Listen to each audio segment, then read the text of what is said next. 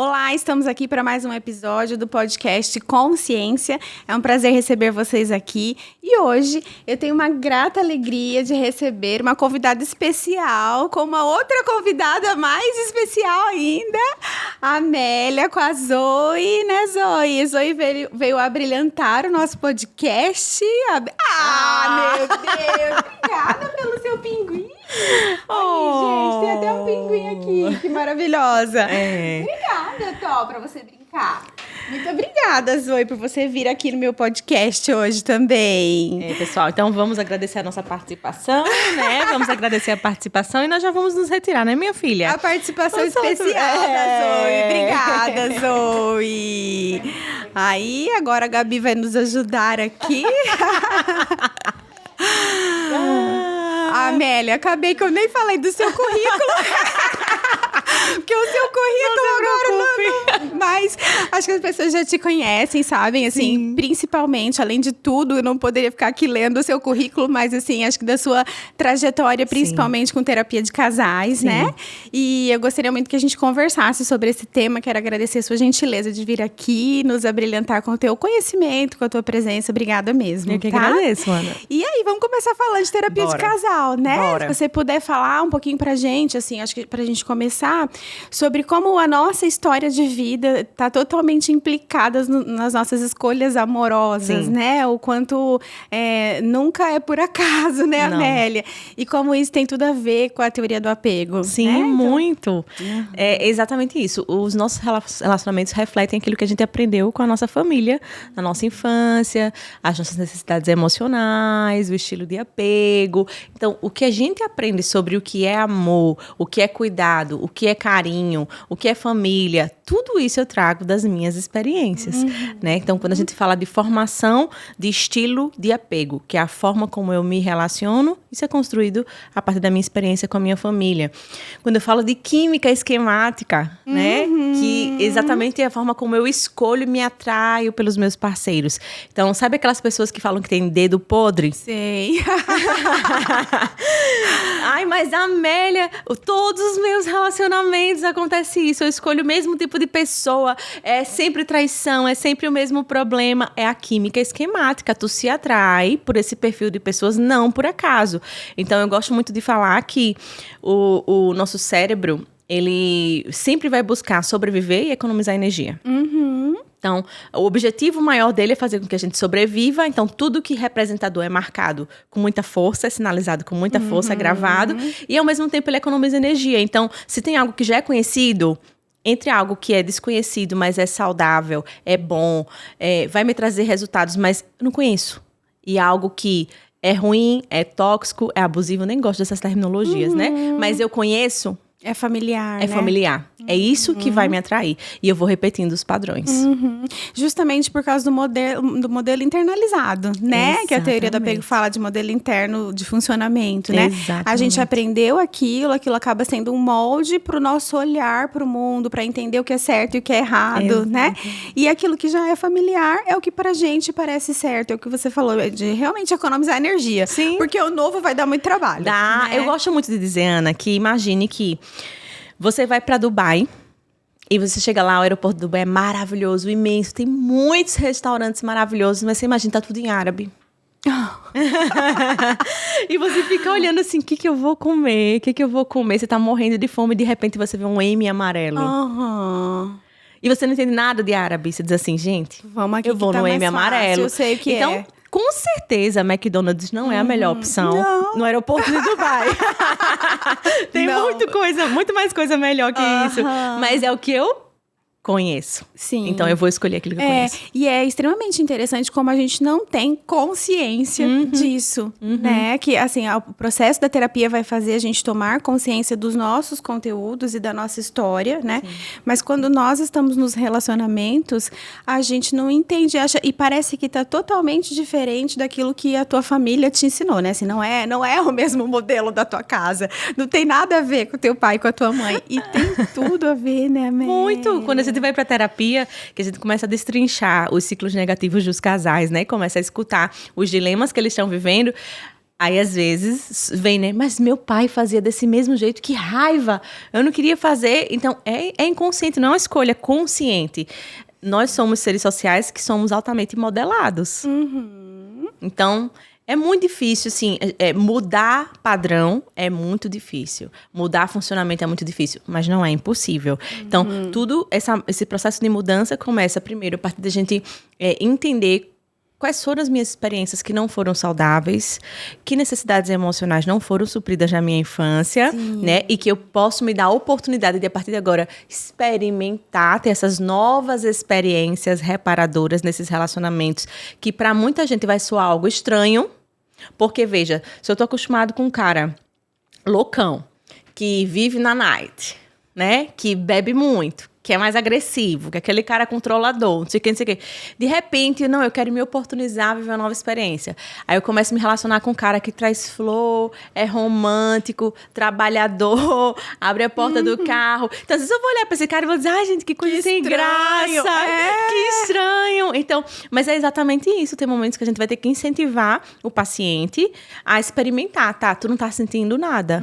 Mas o que tu acha de experimentar isso? Porque aí, bora lá, tu precisa entender quais são as necessidades emocionais que tu precisa ser suprida ali. Então, atenção, estabilidade, segurança, o afeto, tudo isso, né? E até em quais movimentos disfuncionais você sempre se coloca, né? Porque daí tem a ver com isso do dedo podre, assim. É que às vezes a gente precisa de algumas necessidades, mas por conta da nossa história, até das nossas defesas, a gente acaba encontrando pessoas que fazem exatamente o contrário daquilo pra gente manter precisando daquela coisa. Não supre aquilo. Exatamente. Né? Mas como a gente não tem consciência, a gente fica preso ali buscando que aquela outra pessoa te dê, mas não vai ser por aí o caminho. E não se abre, né, Amélia? Como que é interessante a química esquemática mesmo. A pessoa não se abre para outra coisa, porque é só aquilo que ela entende. Exatamente. Do que é o saudável, né? Do que é o bom, que vai dar certo para ela, né? É estranho. É estranho. Receber uma forma de cuidado e, às vezes, ter estabilidade. Quando a gente fala de pessoas que estão acostumadas com muita instabilidade. Então, o ambiente familiar tinha muita agressividade, tinha muita instabilidade. Uma hora tava, uma hora não tava, uma hora tinha dinheiro, uma hora não tinha. Aquela coisa louca, uma hora tava em casa, não tava. Quando você vai para um relacionamento que tem muita estabilidade, muita segurança, você sente, gente, que coisa sem graça. Não tem animação. Não tem a química. Não tem a química, né? Exatamente. E é interessante até porque, às vezes, em coisas boas, a pessoa não consegue, né? Igual isso, estabilidade, ou às vezes até receber cuidado, né? Porque nunca foi cuidado. Então, quando recebe cuidado, quando recebe uma validação, aí, às vezes, entra um esquema de desconfiança e abuso, que daí já fala, isso aí tá muito falso. Isso aí tem alguma coisa por trás. Tem alguma coisa. Sabe, tem muita gente, Ana, que tem essa... Isso diz respeito, obviamente, à nossa perspectiva de crença e esquema, né? Tem muita gente de que quando vê que teu relacionamento tá indo bem... Eu fiz uma palestra para mais de 1.000 mulheres lá em Maceió falando sobre isso. Sorte no jogo, sorte no amor. Acabei desenvolvendo até um treinamento emocional em cima disso. Porque tem muito essa perspectiva de que, tô indo bem no meu trabalho, meu relacionamento tá tranquilo... As coisas estão fluindo, alguma coisa ruim vai acontecer. Tá bom demais pra ser verdade. Então parece que eu não mereço, que eu não posso viver, né? E parece que não existe isso. Então, não, aí eu comecei a palestra dizendo assim, rica e feliz, existe, aí as mulheres começaram a rir, rica e feliz e casada, rica, feliz, casada com filhos, as mulheres começaram a rir, porque parece que é isso. Não tem como ser feliz. E isso diz respeito à nossa crença e aos nossos esquemas. Então, são aquelas lentes que fazem com que a gente enxergue a vida desse jeito por conta das experiências que eu vivi na minha vida. Exatamente. E a gente leva isso pro relacionamento. Então, se eu já entro no relacionamento acreditando que nenhum homem presta, eu vou ser traída, eu vou divorciar... É isso. E eu achei muito legal o termo que a Renata Moreira usou quando ela veio falar sobre casais aqui no Congresso, né? Que ela disse assim, que a gente continua pagando boletos no nosso casamento. Eu acho que em todos os sentidos a gente vive pagando boletos, né? Mas o que ela queria dizer é que a gente vive pagando os boletos de necessidades que não foram atendidas, né? Das nossas feridas de apego mesmo, que você fala muito bem sobre isso, né? Então, de coisas que ficaram marcadas em nós e que a gente busca suprir suprir e reparar, mas a gente acaba trazendo isso para os nossos relacionamentos em geral, mas para o relacionamento amoroso mais ainda, né? De uma forma disfuncional. E isso gera sofrimento para todo mundo, né, Amélia? Para nós, para o outro e para os filhos, quando a gente tem filhos também. Né? Eu acho importante, Ana, chamar atenção a isso que tu falou. É muito importante, porque às vezes eu já escutei frases, tem várias... Gente, cuidado, não fica vivendo de frase de internet. Porque tem tanta gente falando besteira na internet. E muita gente fala assim, não, você tá buscando o afeto do seu marido porque você não recebeu o afeto do seu pai. E tá certo. Tá certo. Agora a forma é como tu tá buscando esse afeto. Mas o relacionamento amoroso, ele precisa ser uma fonte de reparentalização. Exato. Então, as necessidades emocionais, elas não são simplesmente necessidades emocionais infantis. Elas são necessidades emocionais humanas. Então, todo ser humano precisa receber. Aquilo que tu não recebeu na tua infância, na tua família, aí é que vem a quebra da química esquemática, é para que eu busque relacionamentos que vão me suprir. Reparentalizar. Então, sim, é certíssimo entrar num relacionamento e esperar que o marido, que a esposa, supra necessidades emocionais. É isso que a gente busca no relacionamento. Se a gente não precisasse de suprimento de necessidade emocional, ninguém precisava se relacionar, minha gente. Sim, ninguém precisava. Autônomos. Vive sozinho, não precisa de ninguém. Não. Mas a gente precisa. A gente precisa ser amado, a gente precisa ser admirado, a gente precisa se sentir especial, conectado. Então, a gente precisa disso. E o relacionamento precisa ser essa fonte de reparação. Então, não tem nada de errado com buscar suprir a necessidade emocional de algo que tu não recebeu na infância dentro do relacionamento. O que muitas vezes acontece é que tem muita gente que não sabe solicitar de forma adequada. Falar de forma agressiva, entra no ciclo negativo, então tem uma série de disfunções, né, Ana? Sim, e até mesmo uma coisa que eu vejo que a pessoa às vezes joga total responsabilidade da reparentalização pro outro, né? Sim. E, na verdade, eu gosto sempre de falar assim, ninguém completa ninguém. Nós somos rodas completas, que a gente escolhe rodar junto. Não é? A gente roda junto porque é mais legal, né? Eu poderia rodar sozinho, que nem você falou. Então, senão, se não fosse assim, cada um vive independente, né? A gente escolhe rodar junto. É claro que o outro cuida também, o outro reparentaliza também. Mas a responsabilidade de cuidar e de reparentalizar, ela é nossa, né? Principalmente nesse processo de consciência que a terapia traz, assim, o que eu preciso e como eu tô buscando isso. Porque às vezes a gente tá, é impressionante, a gente tá batendo o pé que nem criança. Tipo, eu quero que você me atenda agora. É o processo de corregulação e autorregulação. Exato. Eu acredito que são dois processos que caminham juntos, né? Quando a gente fala de adulto, a gente está falando de habilidades que a gente desenvolve que a criança não tem. Então, na corregulação, a gente precisa do outro para se sentir bem, né? Na corregulação, a gente depende emocionalmente do outro. Isso é um termo que na terapia focada nas emoções, por exemplo, em teoria do apego, John Bowlby, ele exclui o termo dependência emocional. John Bowlby não acredita que existe dependência emocional, mas que a dependência emocional é uma atividade inata do ser humano e que isso não é disfuncional. Então, para apego, a teoria do apego, para terapia focada nas emoções, não existe dependência emocional. E ele fala quanto mais a gente consegue ter uma outra pessoa para se jogar emocionalmente nessa outra pessoa, se a gente é suprida, mais autônomo eu me torno e mais segurança eu tenho e mais capacidade de explorar o mundo eu tenho. Sim. Se primeiro eu me derramo sobre uma pessoa e tenho base de apego seguro. Como a mãe e o bebê. Isso, exatamente. Então, eu gosto muito de ilustrar, né? Você que é terapeuta infantil.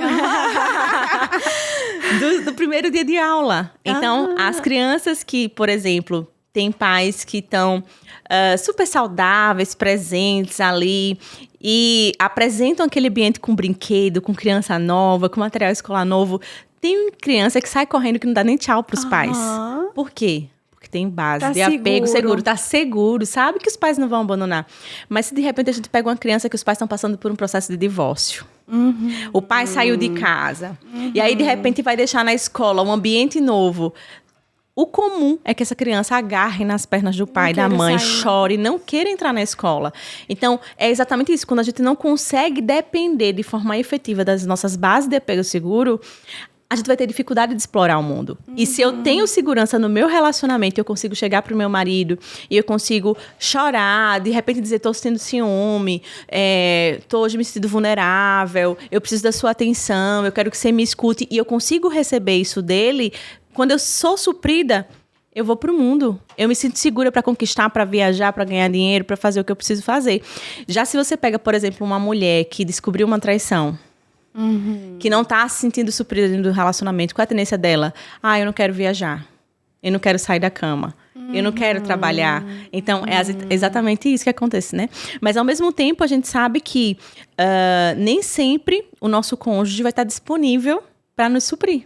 Porque ele é um ser humano que tem dias que não vai estar bem, tem dias que ele vai estar trabalhando, que ele não vai estar... E aí? E aí entra a minha autorregulação, que é a minha capacidade agora de entender. Eu não sou abandonada, eu estou sozinha e agora eu vou ter que praticar comigo mesma exercícios de autocompaixão, de autorregulação. E tá tudo bem. E tá tudo bem. Vai ficar bem, né? Exatamente. Mas é tão bonito isso, né? Acho a teoria do apego linda, né? Assim, e eu acho que para casais realmente é o que melhor explica, né? É fantástico. Porque é só a gente pensar que é uma base biológica que a gente nasceu preparado para sobreviver mesmo, né? Então, eu preciso do outro para que ele cuide de mim e eu preciso sobreviver. Então, o apego surge para que a gente se conecte, você não me abandone e eu não morra, né?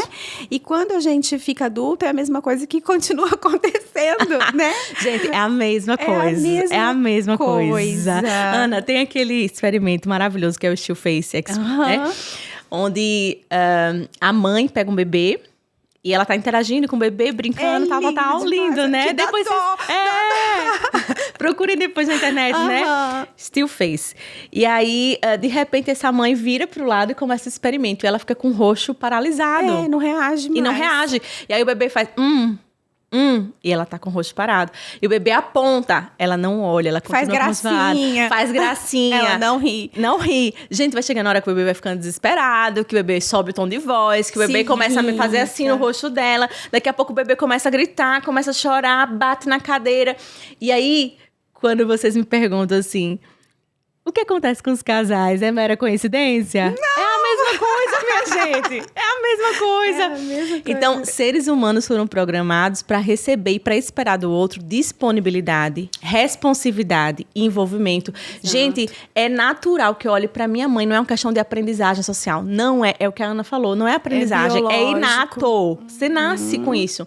Então, o bebê já nasce buscando. Eu quero que a Ana esteja disponível para mim. Eu quero que a Ana me responda. Eu quero que a Ana se envolva naquilo que eu tô conversando. E eu espero isso, gente, das minhas seguras de apego. Então, se o meu marido não me dá, qual é a primeira resposta natural? Protesto. Exatamente. Protesto. É a mesma coisa dos casais. Amélia, e é tão interessante o quanto isso realmente mexe com a gente profundamente. Com as nossas emoções, né? Quando a gente percebe uma desconexão, que você se sente sozinha, eu sinto que dói, mas dói uma dor no coração, assim. É uma coisa que é realmente de sobrevivência, como se eu não tiver aquilo, eu vou morrer, né? E aí, os nossos pacientes, porque a gente sente, mas a gente tem um entendimento, não que isso ajuda muito em alguma coisa, mas você entende o que está acontecendo, né? E você já tem estratégias para se regular. Mas eu fico imaginando o nosso paciente, quando sente isso, ele chega pra gente achando que realmente ele está muito errado, que ele está muito inadequado, porque assim, por que eu tive uma ameaça de alguma coisa errada, uma desconexão no meu relacionamento e eu me senti totalmente vulnerável, como se o mundo fosse acabar. E tem a questão da pessoa se sentir...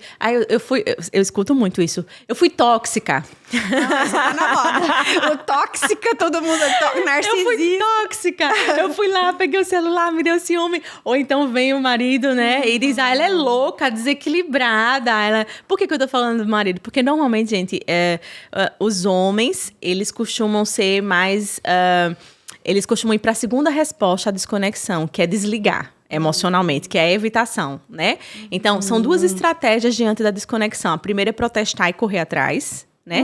E a segunda, desligar emocionalmente. Então, os homens costumam usar desligar. Caixinha do nada, que a gente fala, eles vão pra caixinha do nada. Então, pro homem é mais difícil ir pra DR, receber cobrança. Então, eles querem fugir de briga. Eu quero paz, né? Normalmente. Já as mulheres acabam indo atrás, protesta, reclama, cobra, quer pegar o celular, clonar o WhatsApp e aquele Huawei todinho. Então, a gente precisa entender que tem esses dois movimentos e, ao mesmo tempo, o casal precisa entender que quando os dois assumem essa postura de desconexão e um não abre mão do posicionamento do outro, então o marido fica desligado e a esposa fica na perseguição, isso vira o ciclo negativo do casal. Que eles trazem pra gente com muita frequência. Com muita frequência. É como, ele não se importa, ele não tá nem aí, olha aí, não faz nada, ele é um não reage. egoísta, olha a parede. E ela é uma louca, desequilibrada. Ela é louca, desequilibrada. Então, é um ciclo clássico. E assim, Ana, o que eu escuto de esposa que chega e diz assim, Amélia, posso falar com você em particular? Ele não é narcisista? Ele é psicopata? É porque é frio, não tem nenhuma emoção. Ele é frio, ele é uma parede, ele não responde, ele não se importa. Será que isso tá vivo? Eu escuto as pessoas falando isso. Sim. Então, assim, é a evitação. E o triste de constatação que eu faço hoje em dia é que, de uma forma geral, a evitação está sendo exaltada e está sendo incentivada no meio das mulheres, né? Com muita força. De que, assim, o homem vai te deixar, vai comprar pão, vai passear. Como se fosse assim, desliga, não sente nada, deixa pra lá, você pode. Tá sendo muito exaltado. Sério? Sim. E aí eu falo muito, gente, isso não é maturidade, isso não é estar bem resolvido, isso é evitação. Talvez estão colocando como independência, assim, tipo, uma mulher resolvida. Exatamente. O que é saudável, Amélia? Bora lá. Se eu tô num relacionamento e o meu marido diz que tá separando de mim ou me traiu, o que é saudável? Eu vou ficar triste. Isso é saudável. Porque é uma figura de apego importante. Claro. E aconteceu ali uma ruptura, aconteceu ali um término. Então, o saudável é ficar triste. Mas eu vou ali me buscar ajuda, eu vou fazer terapia, eu vou me recompor. E eu continuo sabendo que a minha vida não depende dele. Embora ele tenha sido muito importante para a minha vida, eu posso continuar. Isso é estar saudável. Terminar e eu faço um escândalo e não aceito e fico atrás, é uma coisa que está um pouquinho ali na disfuncionalidade. Ou se eu termino e digo, nem tá, não me importo. Nem senti falta. Isso não é maturidade, isso é evitação. Então é isso que a gente precisa, acho que precisa ter uma psicoeducação com a população sobre isso, porque tem muita gente apertando o botãozinho de desligar, achando que isso é sinal de maturidade emocional. E eu tenho visto mulheres que estão há anos se desligando emocionalmente. E vai virando um acúmulo, vai virando um boleto pro futuro. Sim, grande, né? Grande. Porque eu acho que é aí que acaba, entende? Porque daí, se você realmente também... Imagina se dois se desconectam, como é que a gente conecta de novo? Né? Porque parece que daí cada um vai vivendo a sua vida. Com muito sofrimento, mas no esforço de mostrar que tá tudo bem. E aí acaba, né? E aí a Amélia ficou vendo assim, quanto é importante que as pessoas busquem ajuda antes do fim, né? Antes do... Eu Ana, ainda... Antes. Quando você começar a perceber que tem um problema que está começando a se tornar crônico, o que é isso? Você já tentou resolver de um jeito, de outro jeito, não está conseguindo resolver, já está um ano... Vira e mexe e volta. Vira e mexe e volta. Não está resolvendo? Já busca ajuda. Sim. Não espera virar uma crise, um problema, vir a traição, ver não sei o que. Não, já está vendo que não está conseguindo resolver, já busca ajuda para isso. Você vai economizar dinheiro, porque não vai precisar passar tanto tempo com terapia. Vai resolver rápido. Vai resolver mais rápido a situação. Vai ajudar o terapeuta que não vai pegar um abacaxi tão bem elaborado. Então, assim, mas o povo espera o negócio chegar na desgraça Holândia do fim do poço pra chegar a bater na porta e dizer assim, você é minha última alternativa. Não é? Eu escuto muito. Se aqui não resolver, a gente vai desistir. Ou seja, eles já estão esgotados. Eles não aguentam mais, já estão muito cansados, sem esperança. Então, gente, pega um pouquinho antes. E aí, Amélia, também pensando na questão da criança ferida, né? Porque são as nossas crianças feridas que estão aqui dentro de nós e que num relacionamento que tá nesse ponto que você tá falando, a gente tá ferindo mais ainda, né? E nós estamos nos ferindo por não olhar para isso, por não cuidar disso de uma forma saudável, e o outro acaba também ferindo mais ainda, né? E eu gosto de pensar nessa ideia, assim, uma criança que já tá ferida e você vai ferir mais ainda, né? Enquanto tu não cuida, né, vai empurrando com a barriga. O problema no relacionamento, as necessidades emocionais dos dois não estão sendo supridas. E vai chegando uma hora que os dois vão olhando para o relacionamento e vão dizendo assim, ai, tá ruim. Tá ruim. Não tá dando prazer. Não tem coisa boa. Só tem coisa ruim.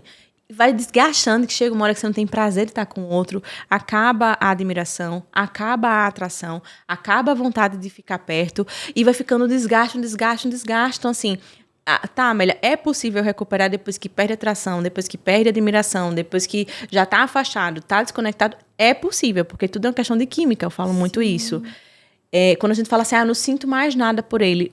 Gente, o sentir humano é pura química. Ocitocina, dopamina, adrenalina. Então, é tudo uma questão de química. E você tem que ver o seguinte, que se as interações estão negativas, o que é que eu vou sentir no meu corpo? Emoção ruim, química ruim. Se eu consigo melhorar as interações, o que é que eu vou sentir no meu corpo? Entendeu? Agradável, né? A química agradável. Então, é exatamente isso. Então, quando a gente consegue mudar essa interação do casal, naturalmente o nosso corpo começa a apresentar novas respostas. Eu começo, tem uma coisinha boa aqui, tem outra coisinha boa aqui, e eu vou recuperando essa admiração, eu vou recuperando essa atração pelo outro. Mas, gente, precisa chegar nesse ponto? Né? Pois não, né?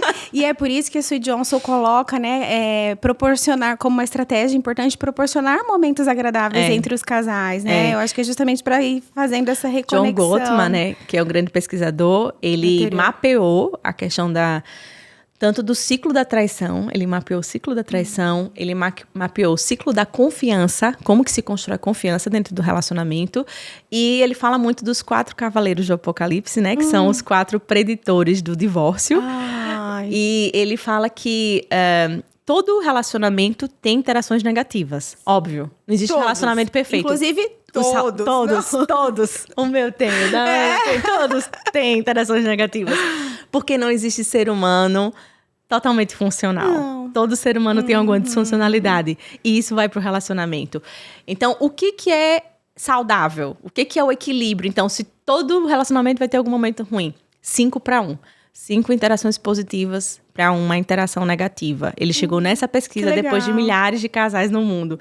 Então, os casais que chegam pra gente, eles estão com 10 interações negativas. Pra uma positiva tá ruim. Tá horrível, entende? Então, o nosso trabalho é exatamente tirá-los desse ciclo negativo de interação para aumentar essas interações positivas, porque as interações positivas vão me dar uma nova sensação, uma nova experiência dentro desse relacionamento. Eu gosto muito quando a Sue Johnson ela fala que o casal que chega no ciclo negativo, eles estão numa dança desconectada, com ritmos diferentes, com músicas diferentes, e um tá machucando o outro, pisa no pé do outro, empurra, puxa o braço. Então é um machucando o outro. O que é que a gente vai fazer? A gente vai tirar esse casal dessa loucura, dessa dança, e vai colocá-los num tango.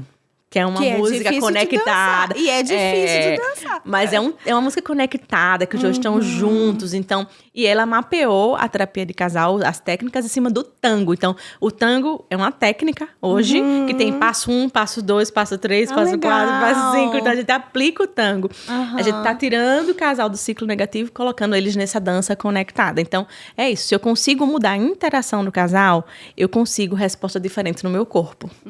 Com certeza, né? Isso já produz um bem-estar, isso já conecta mais ainda e uma coisa vai influenciando a outra, né? E aí, a melhor também tão importante, assim, eles pensarem também nos filhos, né? Porque às vezes é impressionante, assim, às vezes o quanto eles estão naquele ciclo tão disfuncional e a criança tá ali vivendo, aprendendo, criando os modelos internos dela, né? E eles não têm essa consciência de que aquilo vai passar para a criança e são os padrões padrões que ela vai depois desenvolver de relacionamentos, né? E aí eu vejo muitas vezes, assim, casais que estão se separando ou já estão separados, mas muitas vezes casais que não estão separados, né? E que fazem um processo de alienação parental enorme, né? Com a criança, porque daí chega e desabafa as mágoas para a criança e traz essas dificuldades todas, Amélia. Isso é muito difícil. É muito complicado. É difícil e é triste porque isso é muito comum. Muito grave também. Né? É comum, é muito comum. É triste, porque assim, quando a gente começa a expor uma criança a conteúdos que são conteúdos adultos, né? A gente tá ferindo aquela criança. A gente tá colocando aquela criança numa posição que não é dela. Então, a criança, ela não é amiga. Aprenda uma coisa, ser pai e mãe. Você é um pai amigo, mas você não é amigo.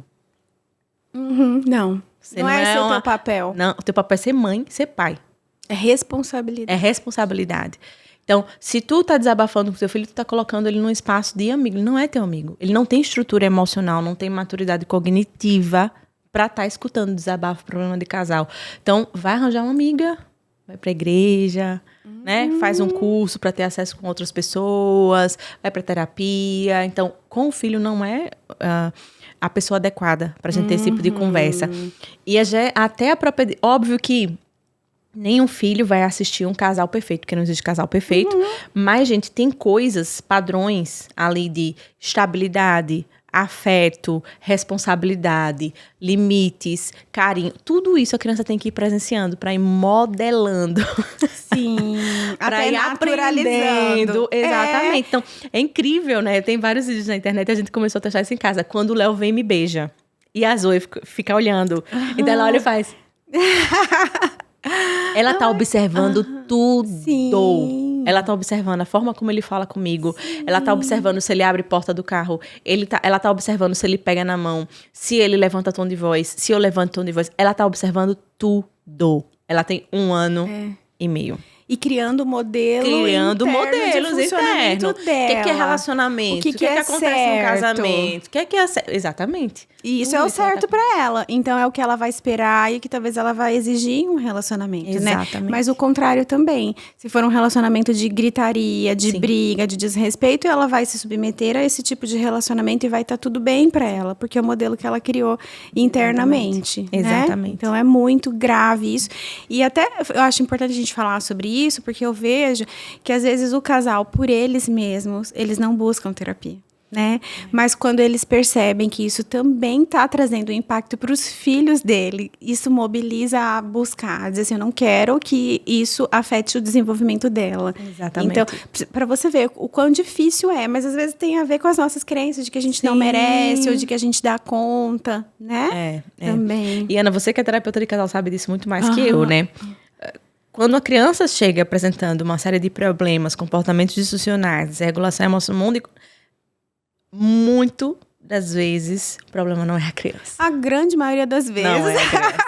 Não é a criança. Amélia, você precisa ver não exatamente é a criança. Isso. Os psicólogos infantis reunidos, a gente dá vontade de falar Chama assim... os pais pra terapia. Vamos dar alta pra criança. Que a criança tem nada a ver. A criança tá só... Tendo uma resposta, né? Tá sendo uma resposta do que tá acontecendo dentro de casa. Infelizmente, muitas vezes. Exatamente. Então, a gente realmente precisa, assim, eu gosto muito da ideia de psicoeducar a população, sabe? De preparar psicólogos, preparar terapeutas de casais, terapeutas infantis, né? Que é a tua área mais específica.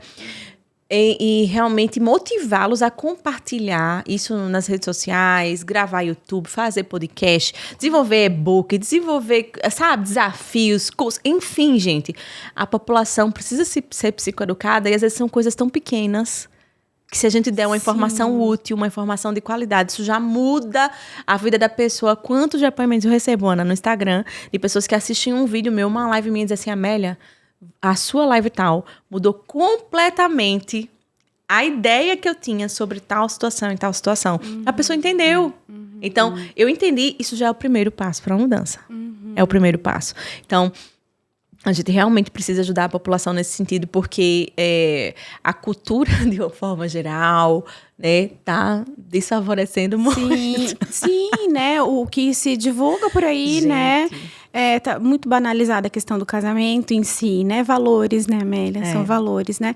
Mas aí, aproveitando, né, a necessidade do profissional estar capacitado para, porque eu sempre falo assim, é um grande desafio para mim. Você sabe que a Amélia me ajudou, tem me ajudado muito a me incentivar para atender casais, né? Assim, cada vez mais eu tenho atendido com essa segurança que você passa e até com o incentivo e estímulo seu da Renata Moreira, que é uma coisa tipo assim, vai, né? A gente precisa de mais terapeutas de casais. Mas o que eu falo é o seguinte, Amélia, já é tão difícil, né? Lidar com as questões emocionais de uma pessoa sozinha. Você e ela ali no setting terapêutico. E aí, quando você põe duas, cada uma com seus esquemas, com suas crenças, e que, na verdade, se conectam, é um grande desafio. Então, o terapeuta precisa estar muito bem preparado. Eu acho que é uma coisa que exige muito da gente, essa responsabilidade com o cuidado do casal, né? De se capacitar mesmo, né?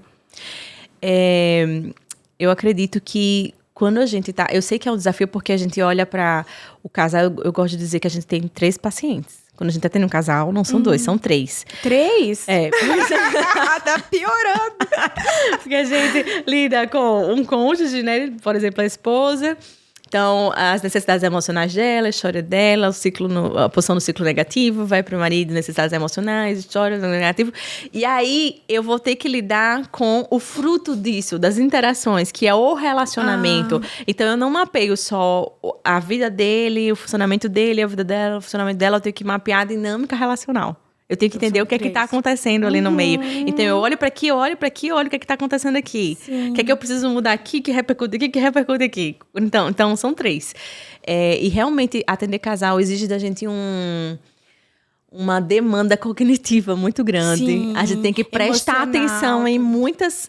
tem que ser rápido, porque são... Na terapia individual também, mas aqui são 2 ao mesmo tempo junto com o relacionamento. Então, tu tem que prestar atenção nos olhares, no movimento do corpo, na entonação da voz. E, ao mesmo tempo, qual é a necessidade emocional que tá por trás. E vai ali. Então, interceptação de bala. Um cônjuge já tá com o outro. Tu vai ali. Para, delimita limite. Um quer atropelar. Então, tem várias coisas acontecendo. Mas eu gosto muito de dizer o seguinte.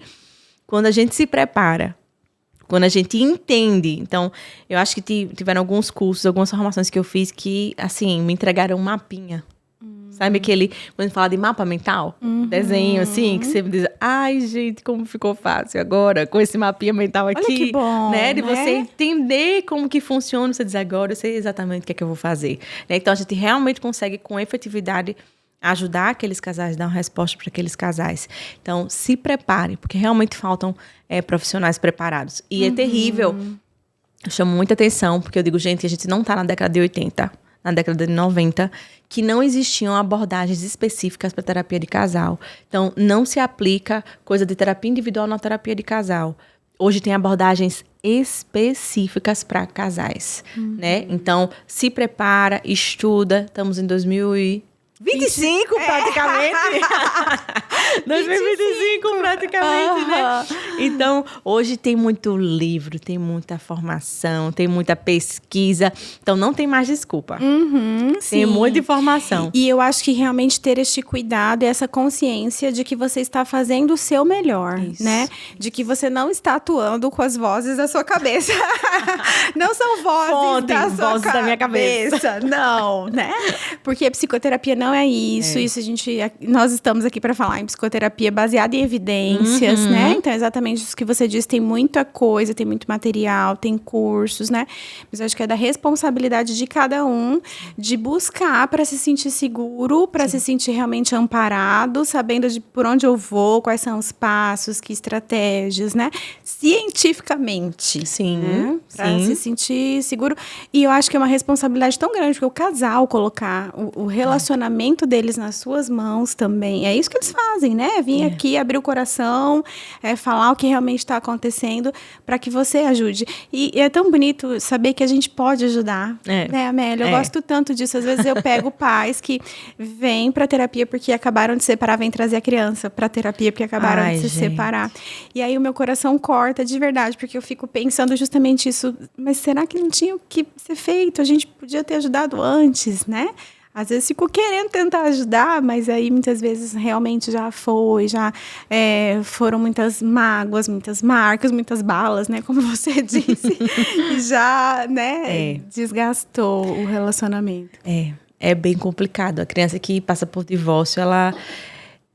eu sei que tem algumas situações que são inevitáveis, mas, ao mesmo tempo, lembre-se que o conceito de apego seguro da criança está sendo formado. E ela não está tendo mais os pais juntos. Então, isso vai repercutir diretamente na forma como ela interpreta isso, né? Exatamente. Então, quem são as minhas seguras de apego? Elas não vão estar para sempre aqui juntas? Então, eu não posso para sempre contar, esperar isso de alguém. Então, óbvio, ela vai trazer essa experiência para a vida dela. E, ao mesmo tempo, nos meus treinamentos, eu escutei muito isso. Quando a gente trabalha com casais, a gente está trabalhando na prevenção. Né? Para que as futuras gerações sejam mais saudáveis. Exato. Porque quando eu ajudo um casal a se tornar saudável, ter uma dinâmica saudável, eu não estou só ajudando esse casal. Eu estou ajudando os filhos desse casal. Eu estou ajudando o futuro, né? Exato. O impacto é transgeracional. Transgeracional. Né? E isso é muito bonito, né? Eu estou ajudando o casal a viver melhor, a cuidar melhor da sua criança interior, né? Estou ajudando os filhos deles e os modelos internos de funcionamento que estão sendo criados para as próximas gerações também. Isso é muito bonito, né? Família é célula máter da sociedade, né? É base. Então, quando a gente trabalha com o casal, a gente consegue dar essa resposta eficaz, a gente ajuda o casal, ajuda os filhos, a gente ajuda a sociedade. Sim. De uma forma geral. Porque se eu estou num relacionamento bom, se eu estou num relacionamento feliz, com necessidades emocionais supridas, eu produzo melhor no meu trabalho. Com certeza. Eu respondo melhor nas minhas amizades, eu consigo ser uma pessoa mais saudável, mais funcional fora. Eu consigo interagir melhor na igreja, nos meus ambientes sociais. Então, isso é uma coisa que repercute em tudo. Porque a gente está seguro. Exatamente. É exatamente como a criança, assim, se eu tenho segurança aqui, eu consigo fazer outras coisas porque eu estou suprido naquilo que eu preciso, né? Que lindo. Exatamente. Mas, Amélia, a gente está terminando. E aí, para a gente encerrar, eu queria que você deixasse um recado, assim, especial para as pessoas, para os psicólogos, para os estudantes de psicologia que gostam de atender casais ou que queiram se aventurar nessa área, né? O que é que você diria para eles? Mergulhem. Gente, tem poucos terapeutas de casais no Brasil, tá? Então, tem muito casal precisando de ajuda. Se eu pudesse dar um incentivo para vocês, a nível financeiro, eu diria... Terapia de casal tem um valor mais alto. Sim, né? Também. Que queira que não. É importante. Então, tem muita gente que diz, Amélia, eu queria crescer. Então, é diferente o valor da terapia de casal. E, ao mesmo tempo, se prepare. Porque não adianta simplesmente tu dizer que é terapeuta de casal e tu não está ali atualizado com o que tem de mais novo, com as ferramentas que tu pode ajudar. Mas mergulhe. Tem muita gente precisando. Que ótimo. Muito obrigada. Foi uma delícia conversar com você hoje. Foi muito enriquecedor, muito leve. Obrigada mesmo, né? Obrigada pela parceria de sempre. Muito obrigada a vocês que nos acompanharam aqui. Eu quero agradecer mais uma vez o meu patrocinador, Serpa Advocacia, pelo patrocínio e incentivo. Ele está ali me olhando. Obrigada a todos. Obrigada, Amélia. Espero que vocês gostem e até o próximo programa.